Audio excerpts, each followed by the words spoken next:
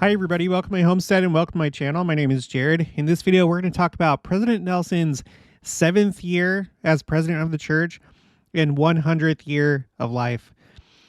The thought came to me yesterday, the fact that next year, 2024, is going to be his 7th year as president of the church. And if you've been watching the channel for a while, you know that we've talked about numbers quite a bit. There's reason to believe that numbers like 7 and 10 actually have meaning, and that they have meaning to President Nelson specifically. But we're going to look at this. There's a lot of really interesting things to look at and think about. There's a lot of things that have happened during President Nelson's presidency. We've toyed around with the idea that maybe he's the last president of the church before the second coming. So before we get into this, I want to show you the Flood the Earth challenge. I haven't updated it since the last video, but we're at 7,255 copies of the Book of Mormon that have been shared. I'm trying to push forward toward a total of 10,000. And I think that's definitely doable. It continues at a constant rate. It's not a constant rate, but it continues. There's always more people sharing the Book of Mormon. So just keep it up. If you haven't joined yet, please consider doing so. We're at 766 people that have joined, trying to at least get to 1,000. But anyway, that's where we're at with that. So good job, everybody. Okay, so we first have to keep in mind when President Nelson became president of the church. And that was on January 14th of 2018. Okay. President Monson passed away on the 2nd of January, so immediately at the beginning of the year. And then just a little while after that, President Nelson officially became president of the church. And it just so happened to be on the 14th, which is 2 7s, which is really interesting. And ever since that time, things have been really interesting. And we're going to go over just everything that's been going on from top to bottom. There's so much. And so I came over here and I created this spreadsheet so that we could easily visualize it. So essentially, his first year was from January 14th of 2018 until January 14th of 2019. But to simplify it, 2018 was his first, his first year as president of the church. And then 2019 is second, and then all the way until present, 2014. On January 14th of 2024, that's when he's going to start his 7th year as president of the church. And so that could mean something. It really could. And it's interesting that it matches up with his 100th year of life. Now, his 100th year of life started when he turned 99 on September 8th of this year, 2023. Remember, when you're first born, that is your first year of life. And then a year goes by, and then you turn 1 years old. And then at that point, you're now in your second year of life. So he's 99 right now, but he's in his 100th year of life. And this is something that he's brought up many times. So the first time that I noticed him kind of highlighting this concept it was actually my wife, Jenica, back in December of last year, in this social media post where he says, "This year I will celebrate Christmas for the 99th time." Okay, so at that time he was 98 years old, and that would have been his 99th Christmas. So he brought it up then. He brings it up a couple other times. I'm not going to pull up those other times except for this one. His most recent General Conference talk, Think Celestial, where he says, "I recently celebrated my 99th birthday and thus commenced my 100th year of living." So, and there's at least 2 other times that he's brought that up. I think one of the other times was in a Deseret News article. I think actually covering the fact that he just turned 99, where he brings that up again. So he's said that a number of times, that he's in his 100th year of living. And that could be significant. Sorry to be a broken record, but that could be significant because if the second coming happens during his lifetime, if it happens within this next year, and him being in his 100th year, It may be that during that time in living to the second coming, he'll be one of the first ones to be changed in the twinkling of an eye. Not dying the normal way that we have for the last 6,000 years, but now the new millennial way of dying, which is where you just get changed in the twinkling of an eye and then you're resurrected. So next year could be, I don't know, it could be a big year. We'll have to wait and see. Everyone knows 2024 is the year of the eclipse, the one that seems to go along with the 2017 eclipse and then the October eclipse that we just experienced, all three of which go over significant church sites like Independence, Missouri, which is the site of the future center place of New Jerusalem, the New Jerusalem center place, the actual city. The one in 2017 went over New Jerusalem. The one in 2024 is going to go over Kirtland, Ohio, and the Sacred Grove. Obviously, those are important places. And then in October, it went over Utah, and it missed all the temples except for one. It took the only path that it could take to miss the maximum number of temples and still pass through Utah. So these eclipses are for us. I strongly believe that. The last one is going to happen 2024, the day after conference. And it just seems like it could be a big year, especially given the fact that this war just started in Israel, a war unlike any one that came before it in Israel's history. And it's only, at the very beginning, it would seem anyway. Okay, so he's going to be in his 7th year after January 14th. And then for most of that year, he's going to be in his 100th year of life. Very interesting that those two things line up in that way. Now remember, 7. Now this is in other places too, but I just had to try and quickly find it. And I remember that we covered this in the Book of Revelation Institute Student Manual, chapter 55, which covers chapters 12 through 16. And at this part right here, it says 7, a number representing divine perfection and completeness. Right? So that's ultimately what it means, symbolically speaking. Perfection and completeness. So could this be that last year when the second coming actually happens? I don't know. We'll just have to wait and see. But it would be perfect if that was the case.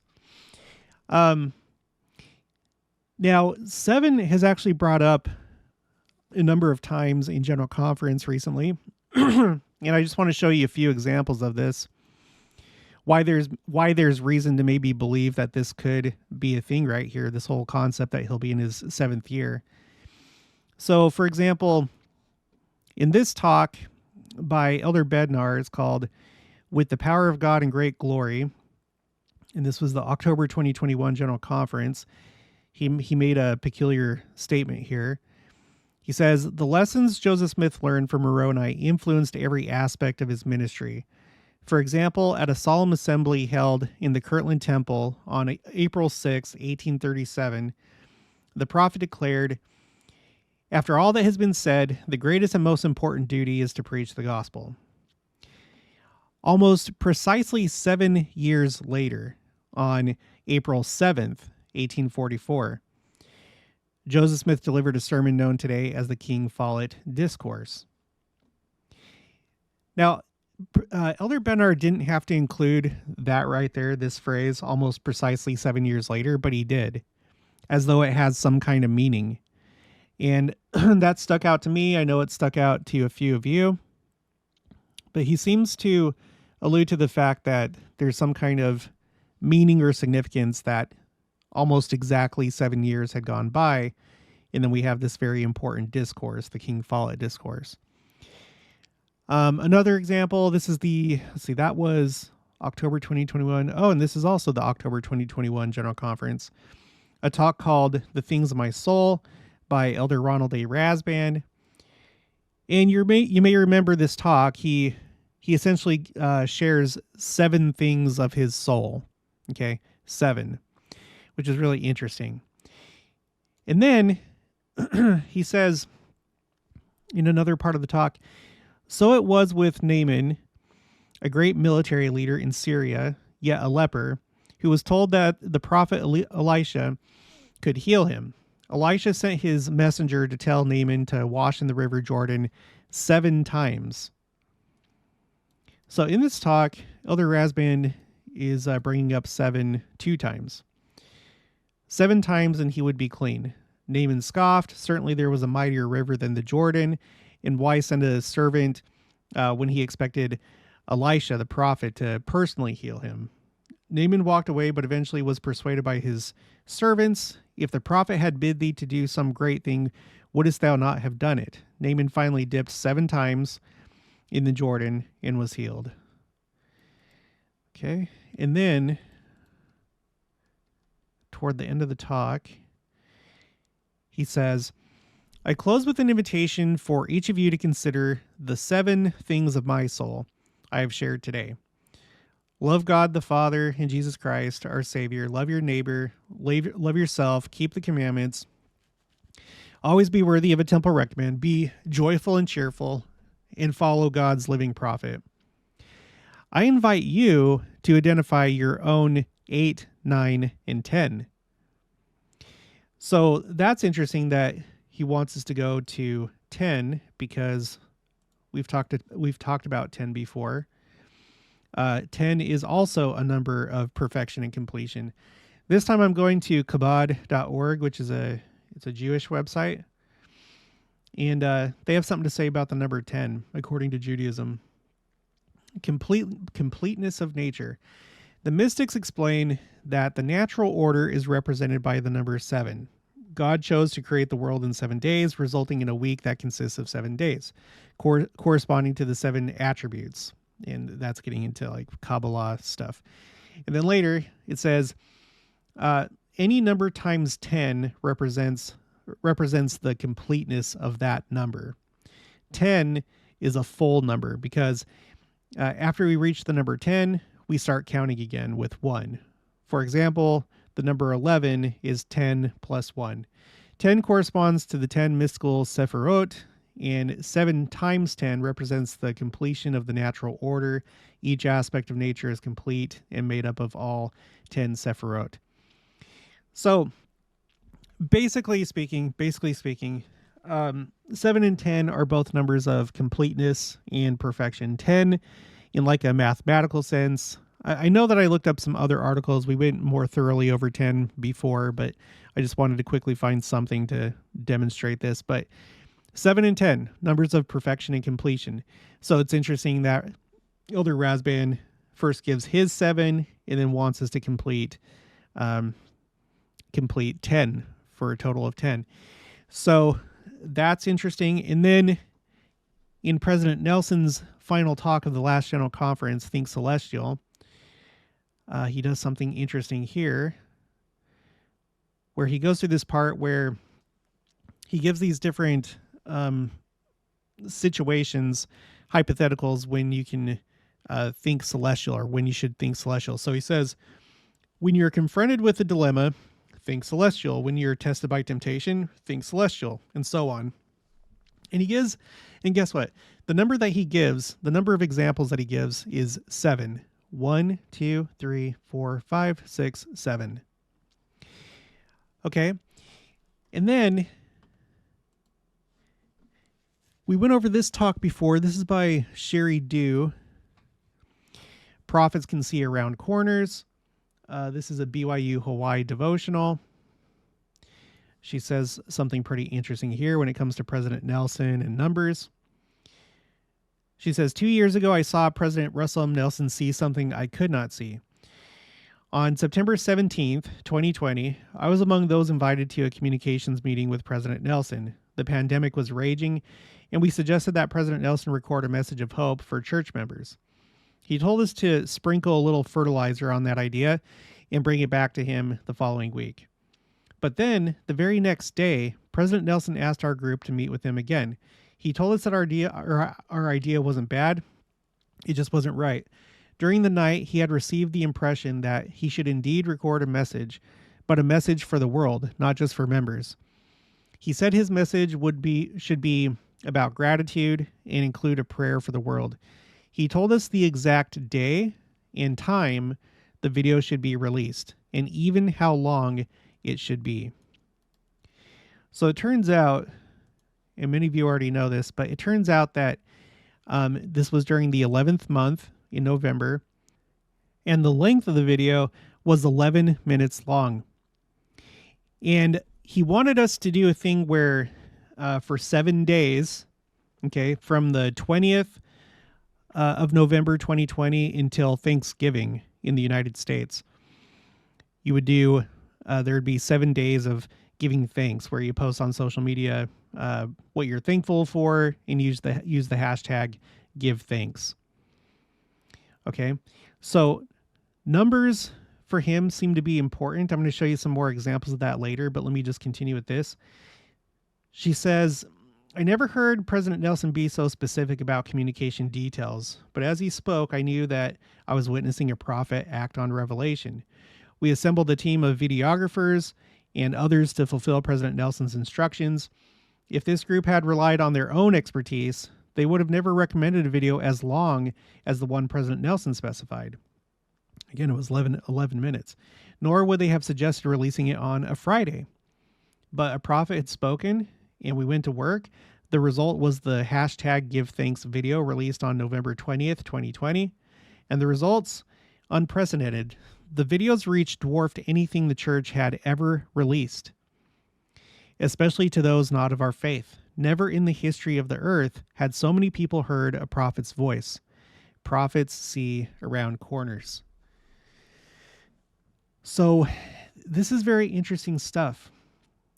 I go through all that to demonstrate that the number 7 and the number 10 really do seem to have meaning, and it seems to be part of the Lord's order of things.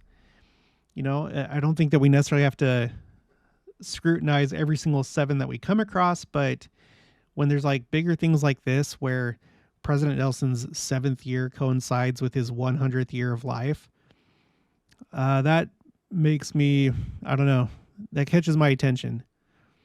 It catches my attention a little bit. Okay, so let's talk about this concept a little bit more. So we're going on 7 years. We're going on almost, well, we're going to be starting that 7th year shortly. And so does that mean that his work is coming to an end this next year because of the second coming? Or maybe he'll pass away. I don't know. But could it be because of that or because of the second coming? You know, what has happened during these 6 years of work, so to speak? What's happened during this time? Well, I remember, I don't know about you, but I remember a long time ago coming across this article. This is actually, I think this is a blog. This is on calledtoshare.com. Called to Share also has this YouTube channel, Called to Share. So I'll put the link for both of these in the description below. You can subscribe to them. And but I remember coming across this at the very beginning of President Nelson's presidency. It says, if you thought last General Conference was exhilarating, buckle up. Okay. And in this article or post, whatever you want to call it, I remember this very clearly and being fascinated with this concept right here. The coming snowstorm. So this was right after President Nelson's first General Conference in April of 2018. 5 times in the past few months, I've heard accounts of interactions people have had with the brethren, and they all point to big changes on the horizon. The first was a coworker who shared details of a visit his family member had with President Nelson after the last conference, in which there was mentioned how exciting all the changes were during April 2018's General Conference. In speaking of those changes, President Nelson replied that it was as a snowflake in a snowstorm compared to the changes that are to come. My coworker expressed hesitancy in establishing this as fact, and so we both took it for what it was worth and an interesting little anecdote. Then that changed. Snowflake Part 2. About a month later, my wife and I went on a date with another couple to the Draper, Utah temple, and afterward we stopped for some dessert. We enjoyed a nice conversation, and as we were heading to our cars, my friend mentioned he had just attended his mission reunion. He said his old mission president, who will soon be serving as temple president in Europe, attended a meeting where Elder Bednar was speaking. He recounted that Elder Bednar said the most interesting thing that while the changes during the last April's General Conference were monumental, they were but a snowflake in a snowstorm. Speaking of that which is to come. My jaw dropped. There was that phrase again. I was shocked and a little giddy, and then shared with my friend what my coworker had told me a month prior, finding it pretty incredible that another source had shared the exact same message that President Nelson had relayed. I texted my coworker, and he was intrigued, to say the least. Crazy was his response. More witnesses. 2 days later, I was scrolling through Twitter, and I stumbled upon this from Mary Ann at MadAboutJD is the handle. Someone told me that Elder Bednar said, "You have only seen one snowflake in the blizzard to come." That was on September 3rd, 2018. Is this getting interesting for anyone else? Hearing this from source number 3 and 4, I started to be pretty confident that what I initially thought was 100% rumor and gossip might actually have some truth to it. One more time. In 4 instances of hearing the same buzz phrase, if 4 instances of hearing the same buzz phrase weren't enough, then number 5 made me chuckle and realize that there was most likely something to all of this. Just last week, I was visiting my sister in Boston for the weekend with some of my brothers, and guess what one brother mentioned? His good friend knows Elder Holland. See where this is headed? In speaking with Elder Holland, he was told the changes from the last conference were like a snowflake in a blizzard when compared to that which is to come. I think I need a breather. Are you at least a little more intrigued to find out what will happen in October's General Conference? And then the article continues, but I remember this very clearly, and I remember seeing it play out. We all saw it play out. He mentions this quote from Elder Holland in the April 2018 General Conference in a talk called "Be With and Strengthen Them," where at the very, very beginning, this is what he says. To paraphrase Ralph Waldo Emerson, the most memorable moments in life are those in which we feel the rush of revelation. President Nelson, I don't know many more rushes. President Nelson, I don't know how many more rushes we can handle this weekend. Some of us have weak hearts, but as I think about it, you can take care of that too. What a prophet.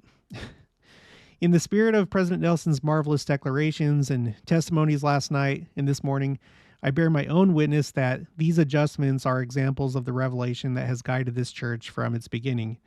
They are yet more evidence that the Lord is hastening his work in its time. Okay.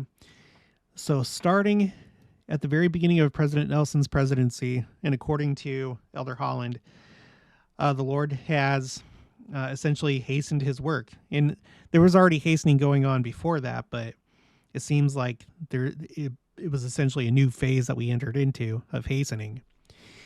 And I've actually tried my best to capture all the changes that have happened in the church. This is my spreadsheet called Timeline Church Second Coming Preparation, because I feel like a lot of these changes are to prepare for the second coming and for a growing church, especially at the beginning of the millennium. But let me just go through a few of these. So April 2018, ministering replaces home in visiting teaching, which that blew my mind away. I couldn't believe it. In May, the church will end relationship with Boy Scouts of America, announces new activity program for children and youth. Between those two things, that was huge for me. That was huge because that had been the status quo my entire life in the church. Boy Scouts and home teaching and visiting teaching. So for both of those to go away, all of a sudden, it was wild. June, hymn book and children's songbook will be released or will be revised to create new unified editions for the worldwide church. August, President Nelson issues a statement on using the full name of the Church of Jesus Christ of Latter-day Saints. September, the first volume of the 4-volume Saints, the story of the Church of Jesus Christ in the Latter Days, is released. October, home-centered, church-supported gospel study and adjustments to the Sunday meeting schedule are announced. So, 2-hour church. That's also a really drastic change, going from 3 hours to 2 hours. And also, I think I need to clarify some of these. I think that's when Come Follow Me was first introduced. Okay. December 2018, changes announced for primary progression, young men, priesthood ordination, and youth. So basically, you don't wait until your 12th birthday.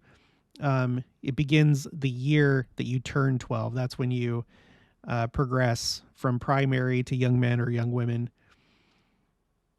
I'm going to skip that one. I'm going to just try and capture like the bigger ones. September 2019, Book of Mormon video series release dates are announced. So the new Book of Mormon series.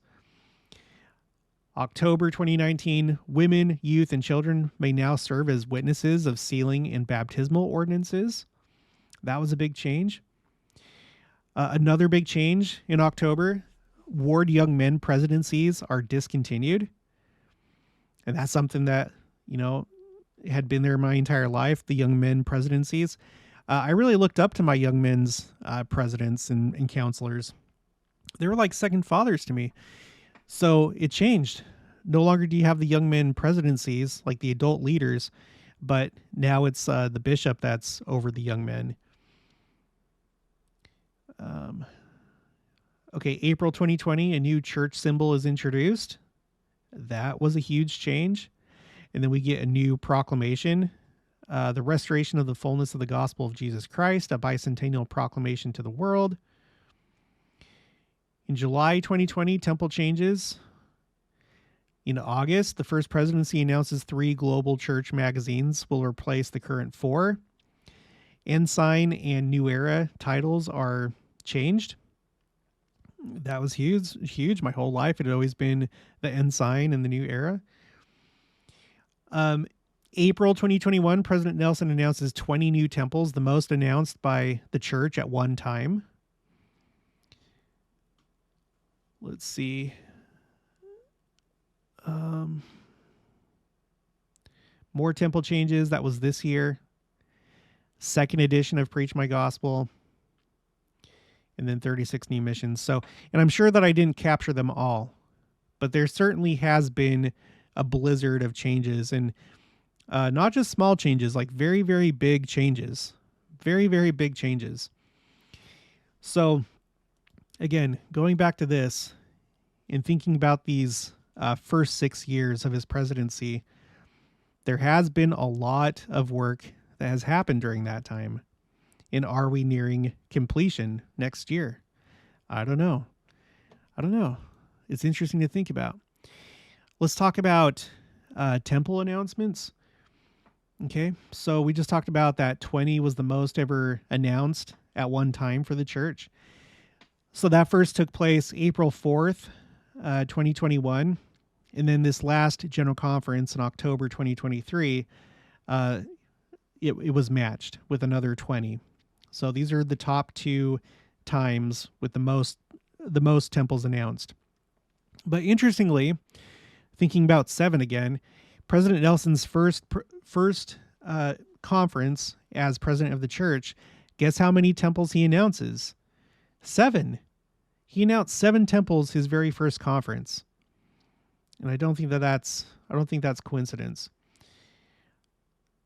Here's the total number of temples per year, not splitting it up between April and October general conferences. When you add them all up together, the 2 years that have had the most announcements were this year and last year. Can't remember. Oh, yeah. And then interestingly, so this is a list of all the countries first and then states that are receiving their first temple because of President Nelson announcing a temple in that place. From American Samoa all the way down to Vanuatu, or however you pronounce that, you have all these different countries that are receiving a temple for the first time under President Nelson. And then there's 3 states, Arkansas, Kansas, which I'm excited about that because it's going to be nearby in Wichita, and Virginia. So that is a lot of work that's taken place. Now, President Nelson has announced, I think it says it here, he has announced a total of 153 new temples during his presidency, which is wild.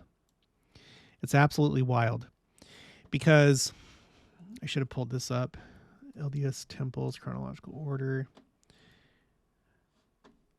The total number of temples between all that are already in operation, announced, or under construction, the total number is 335.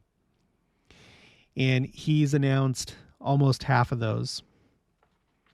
Almost half of all these temples, church-wide, were announced by President Nelson. And I have a visual for that if we go to Google Earth. So these are all the temples these are all the temples between all different stages. The ones that are in operation are in white, and then the ones that are under construction or simply announced are blue. It'd be too much work for me to, color code, the different phases, whether under construction or simply announced. So they're just all blue. So this is what the world looks like right now. Okay. But let's take away the ones that President Nelson did not announce. So we only see the ones that he has announced. So I'm going to do that right here. And this is what the world looks like with all the temples that President Nelson has announced. And it is quite a bit. It is quite a bit. Well, if you were to show this map to somebody from like the 80s or something like that, well, I don't know how many temples there were in the 80s, but they would be like, wow, the church has a lot of temples. When you compare this to whatever the temple map looked like in the 80s. I mean, the number of temples here probably looks something similar to what it did. Like if you were just looking at the number of temples, you could possibly confuse this with like a map from the 90s, for example. If you weren't really looking closely at the locations and you're just kind of like looking at it from afar like this, you may be like, oh, this is probably like around the 90s, or maybe a little bit after that, maybe the 2000s. That's how many temples he's announced. Like all across the United States, a bunch in Mexico, Central America, a bunch in South America, especially Brazil. Look at Africa. Jeez. Now, Africa is one that you would not mistake in the 90s, because I don't think it was until the early 2000s that, because like before that, you had the South African temple, the Johannesburg temple, and that was the only one until the early 2000s when Ghana and Nigeria got their first temples. So this would stand out to you. If you were looking at this map back in the 90s, you'd be like, what? We only have one temple in Africa. And then you have like this whole string right here from Madagascar up to like Sierra Leone. That's crazy. We've got this one in the Middle East in United Arab Emirates that hasn't been constructed yet. There's a decent number that have been announced in Europe, including a second for Spain in Barcelona. That's where I started my mission. India, right here. India.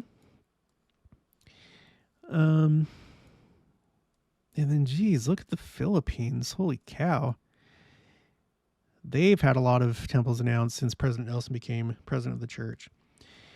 And then look, we have this one in China that's been announced, the Shanghai temple. So that's pretty crazy.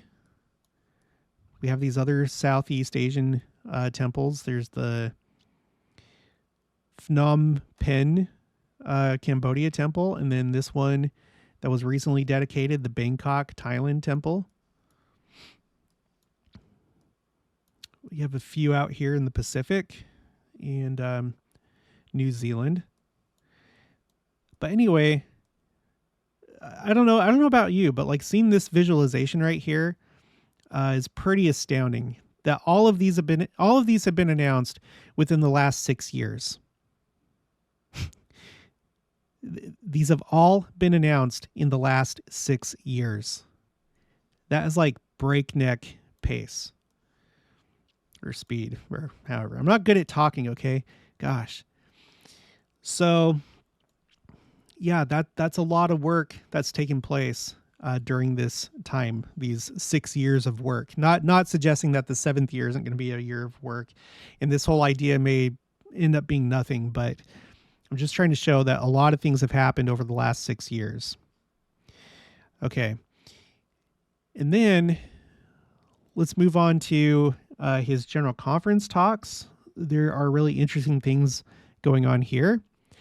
So, for example, I've noted all his conference talks where he's mentioned the Salt Lake Temple. Okay. With the exception of the first talk was just simply to announce that the Salt Lake Temple was going to be renovated. Okay, it's this talk right here. Let me zoom in. This talk right here. All the rest of the times that he's brought up the Salt Lake Temple, he's essentially used it as some kind of like metaphor for ourselves and for the church, how we need to renovate ourselves and clear out the old debris from our lives and look forward to the millennium and stuff like that. And the number of times that he did that, the total number of times was 7. He brought up the Salt Lake Temple as like a teaching aid 7 times. And then he just stops. So he mentioned it like every single general conference from October 2018 until until October 2021. So he mentioned the Salt Lake Temple 7 conferences in a row, which is pretty amazing. And then just a couple other quick things. We've noted that this last talk was his 41st talk as president of the church, which it may actually be his 40th, because on here I have the Hosanna Shout, where he instructed the church in how to do the Hosanna Shout. It wasn't really a talk so much. It was more just instructions of how to do the Hosanna Shout. And as you can see, it only lasted for 2 minutes and 28 seconds.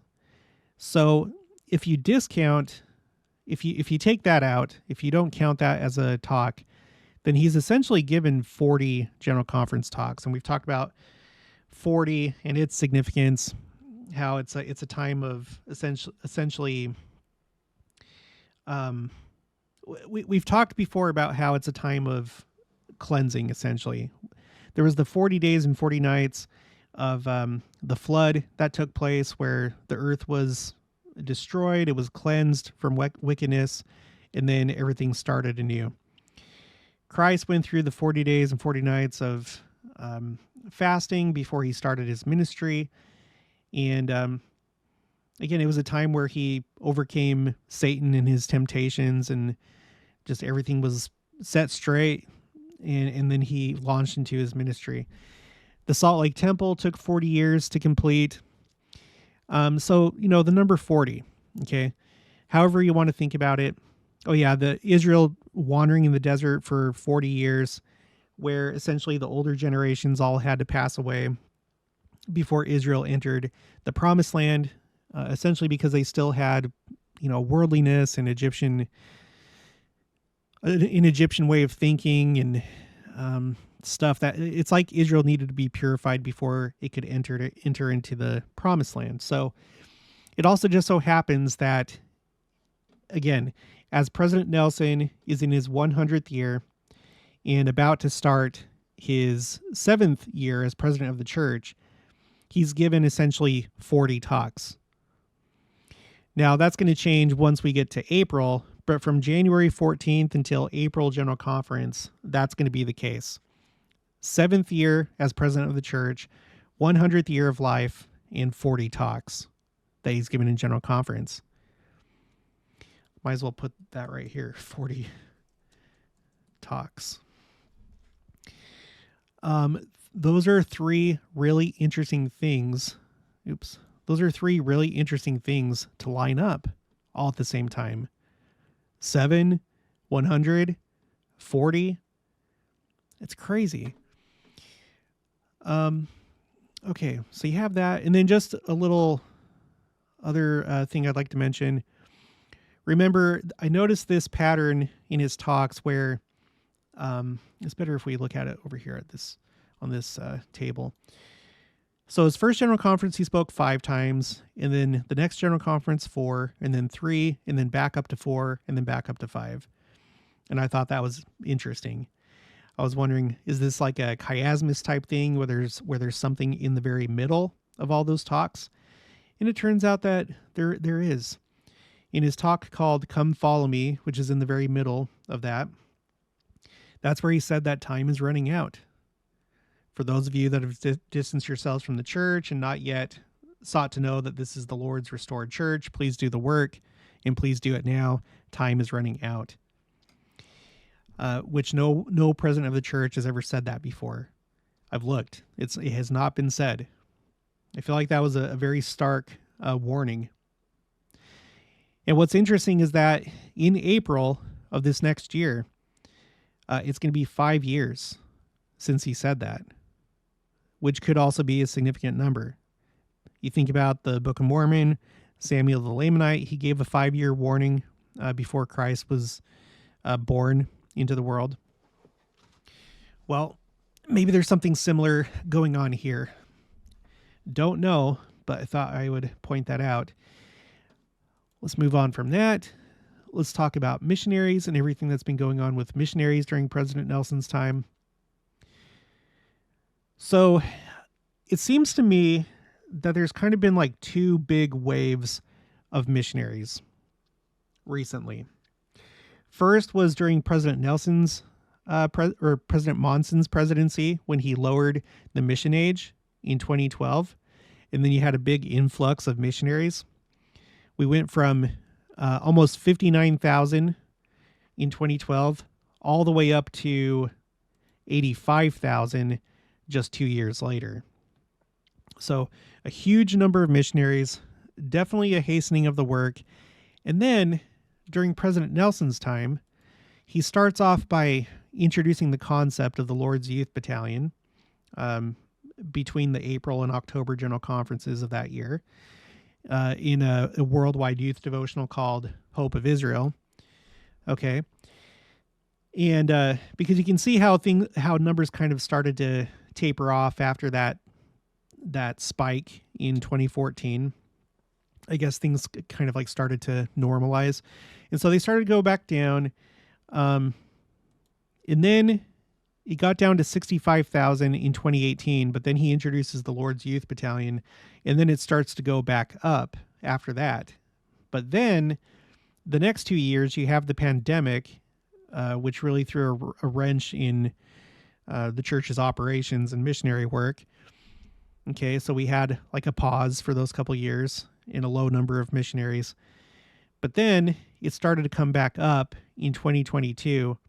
And it was April 2022 when President Nelson made his request for more missionaries. And now it's all the way back up to the most recent thing that I've read says that it's above 72,000 at this point. In fact, I can take that question mark off. I forgot that I had made this spreadsheet. And so since the time that I made this spreadsheet, it has gone up above 72,000. So this seems to be, in my mind, the next wave.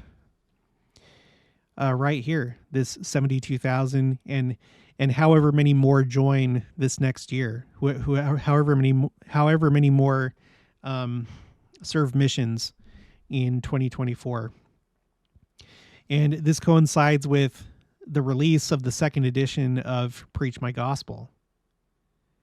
So it really seems like we're toward the end. And this is the hastening. This is the compression of events. Uh, it's astounding. It's astounding.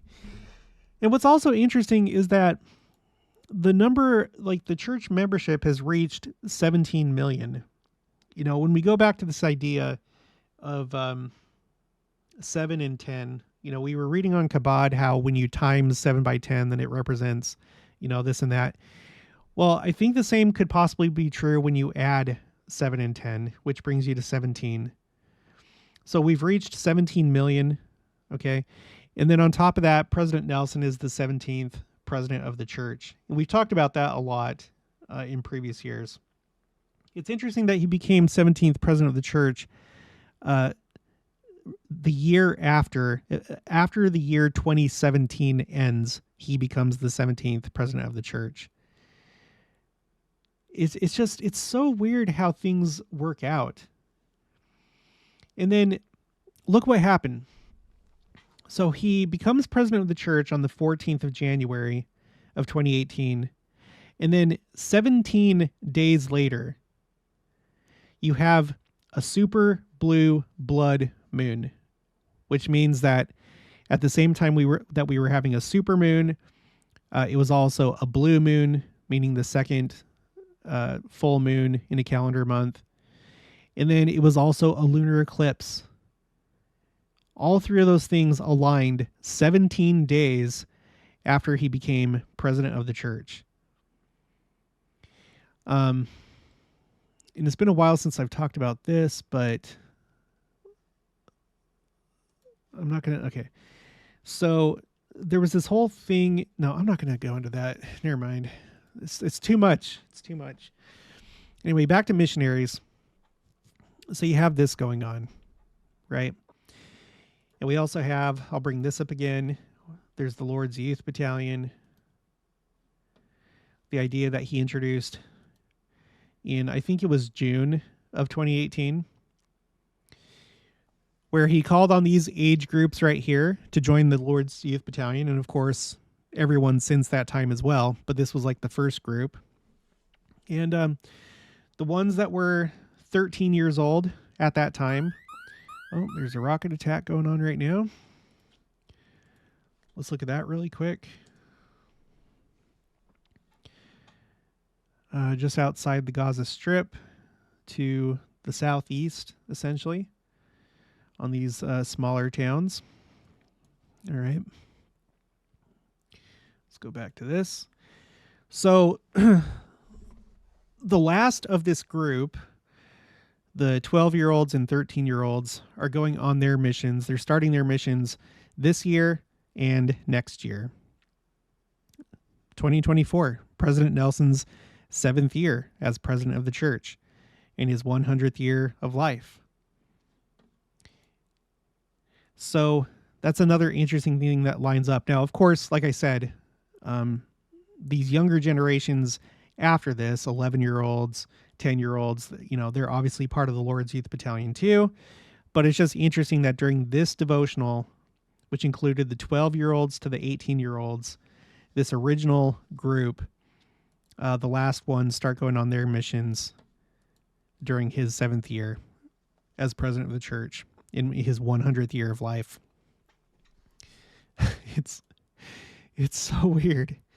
Another thing when we're talking about, you know, his 6 years of work or whatever, however you want to think about it, we've noted this interesting change in the Saturday evening sessions of General Conference, where before his time, the Saturday evening session was always the priesthood session, at least going back to 1971. That's as far back as the church website goes with General Conference.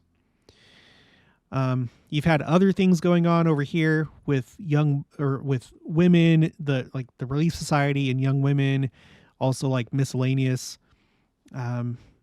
sessions and special things that happened. But the Saturday evening session was always the priesthood session.